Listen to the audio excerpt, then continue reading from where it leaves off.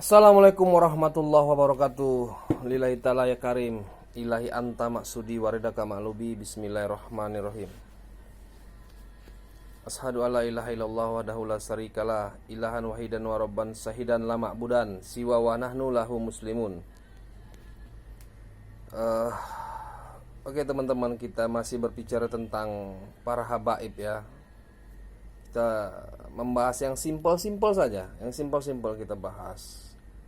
Mudah-mudahan ini bisa membuka akal sehat kita lah.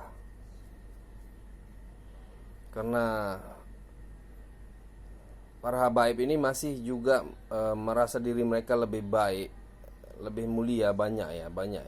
Oknum-oknum ini merasa lebih mulia dari Bani Adam, dari pribumi.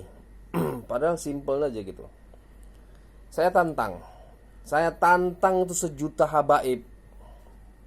Sejuta habaib yang merasa diri mereka paling mulia, wajib dicintai, wajib dimuliakan. Saya tantang. Ayat apa, surat apa Allah pernah berkata, Rasul pernah berkata bahwa para habaib itu wajib dicintai, bahwa para habaib itu lebih mulia dari Bani Adam, dari pribumi, dari orang lain. Coba tunjukkan tolong ayatnya. Jika benar ada Allah mengatakan seperti itu, saya akan cium itu kaki sejuta habaib. Jika memang benar itu ada ayat yang mengatakan bahwa para habaib itu lebih mulia dari manusia lainnya, dari orang lain, dari Bani Adam, dari pribumi. Dan kalau ada ayat yang mengatakan, Allah mengatakan bahwa wajib mencintai para habaib, wajib memuliakan para habaib, saya cium kaki sejuta habaib itu. Tapi jika tak ada, nggak usahlah mendoktrin orang, mendoktrin masyarakat bahwa habaib ini wajib dicintai, habaib ini wajib dimuliakan. Karena secara akal sehat, logikanya saja gitu. Kalau Allah tidak berucap, tidak mengatakan bahwa habaib itu lebih tinggi derajatnya dibandingkan yang lain, kalau tidak mengatakan seperti itu, maka janganlah timbulkan kesenjangan sosial. Logikanya seperti itu.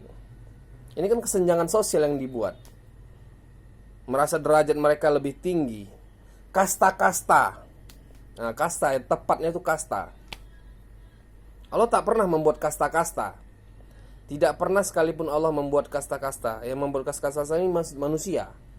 Yang membuat kasta ini manusia. Dan inilah yang terjadi kepada para habaib. Mereka buat kasta-kasta, bahwa kasta mereka lebih tinggi dari anak cucu Nabi Adam atau Bani Adam atau pribumi. Dan ini tidak baik di negara NKRI. Tidak tepat. Kenapa? Karena di Indonesia ini mayoritas Islam. Jadi jangan pernah timbulkan, untuk sejuta habaib, jangan pernah timbulkan kesenjangan sosial.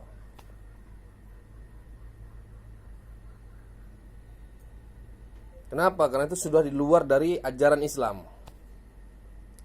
Merasa derajat lebih tinggi, itu derajat itu sudah di luar dari ajaran Islam. Satu hal lagi nih, para nabi dan rasul ya, terkhusus kita ambil Nabi Muhammad bin Abdullah, ibunya bernama Aminah. Tidak pernah Nabi Muhammad ini punya hak prerogatif, hak istimewa yang bisa memutuskan segala sesuatunya. Tidak pernah tuh mengatakan rejim kafir, rejim sesat, menteri kafir, menteri sesat. Presiden buta mata, buta hati, itu nggak pernah Nabi Muhammad seperti itu memvonisnya. Sekalipun Nabi Muhammad mempunyai hak prerogatif, hak istimewa, nggak pernah Nabi Muhammad seperti itu. Presiden buta mata, buta hati, presiden sesat, rezim sesat, menteri sesat, rezim kafir, nggak pernah seperti itu. Nggak pernah Nabi Muhammad mengatakan bahwa tidak boleh ulama di pemerintahan Tidak pernah Nabi Muhammad mengatakan seperti itu. Nabi Yusuf macam mana? Menjadi gubernur lagi. Perdana menteri kalau nggak salah. Yang jelas di pemerintahan Nabi Yusuf tuh. Nggak ada masalah.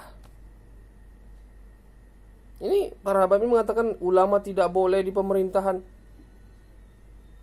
Itu udah menyalah nama itu. Mereka ini sebenarnya ikut Nabi Muhammad atau ikut siapa gitu. Nabi Muhammad tidak pernah mengajarkan seperti ini. Kok mereka berani-berani mengatakan seperti itu? Makanya kitab apa yang mereka ambil? Kitab hantu? Kitab setan? Nabi Yusuf sudah jelas-jelas di pemerintahan. Nabi Muhammad jelas-jelas tidak pernah mengatakan rejim kafir, rejim sesat, presiden sesat, atau raja sesat. Nggak ada. Para nabi dan rasul ketika, contoh macam Raja Namrud, Fir'aun, itu para nabi itu mendatangi dengan sebaik-baiknya dulu. Mereka mendatangi dengan sebaik-baiknya. Mereka mengajak bertobat. Bukan memponis rejim kafir, rejim sesat, raja kafir, raja sesat. Nggak ada seperti itu.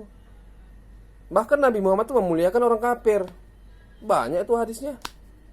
Seperti Nabi Muhammad itu memberikan makan kepada orang buta yang kafir, yang selalu mencaci maki Nabi Muhammad, dikasihnya makan.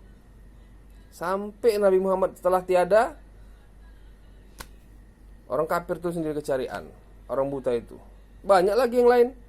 Orang kafir itu disampaikan kebenaran sama para nabi. Banyak. Jadi ustaz sekarang kok seenak-enaknya orang kafir macam si Somad. Ajaran siapa itu?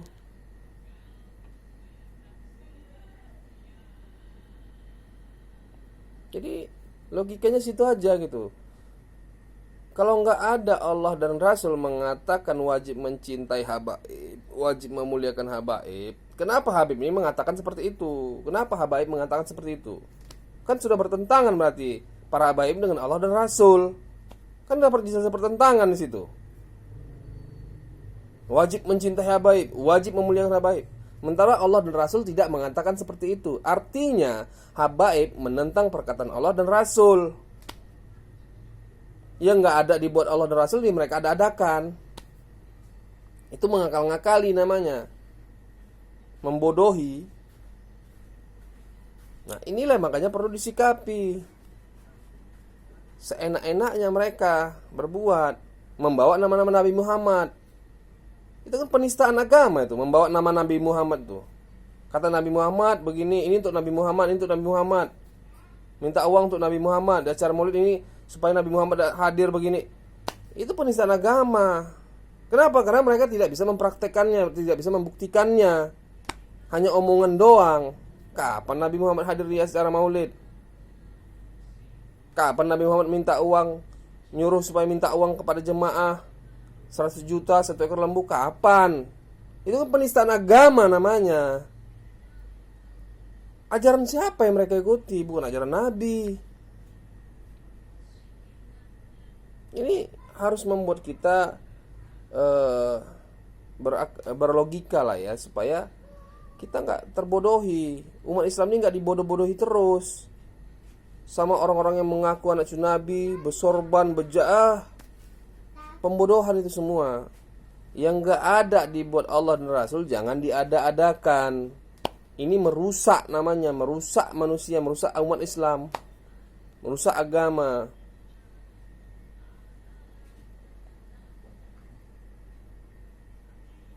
Banyak hal lagi, banyak.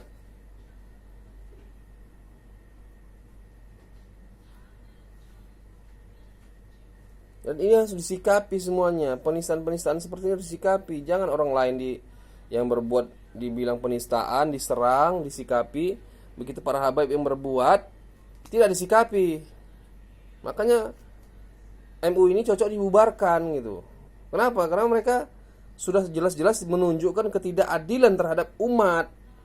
Jadi sudah pantas dan sudah seharusnya MUI dibubarkan.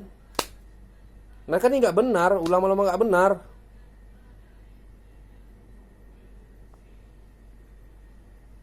Oke teman-teman ya,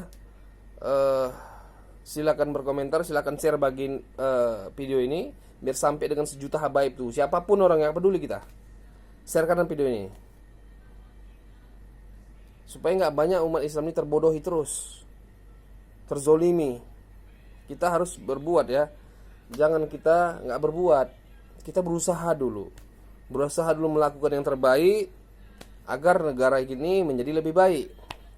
Jangan kita pasrah-pasrah saja sama Allah tapi kita nggak berusaha. Ada usaha kita dulu untuk memperbaiki segala halnya.